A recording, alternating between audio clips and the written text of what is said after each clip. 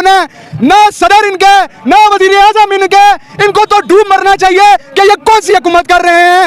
ये घुसपैठिया नहीं है, ये बूट पालछिए हैं, बूट के मालछिए हैं।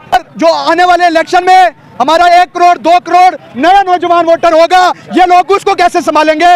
इनका इक़्तिदार चंद दिनों का मेहमान है। ये इंशाल्लाह बाबूजी आप देखेंगे कि करीब लंदन भाग जाएंगे। और ये जो बूट मालछिया है शहबाज शरीफ, इसने भी यहाँ नहीं रहना, इनका मुल्क तो वहां पे है, आपको पता है लंदन।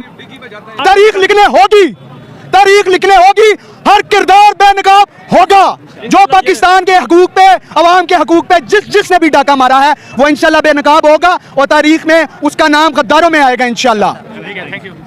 और आप सब ने देखा कि 8 फरवरी को किस तरह पाकिस्तान की अवाम अबाबील बन के इमरान खान के लिए घरों से निकले और इमरान खान की जमात को, इमरान खान के उम्मीदवारों को ढूंढ के उसको वोट पोल कराए। और ने जो चोरी की है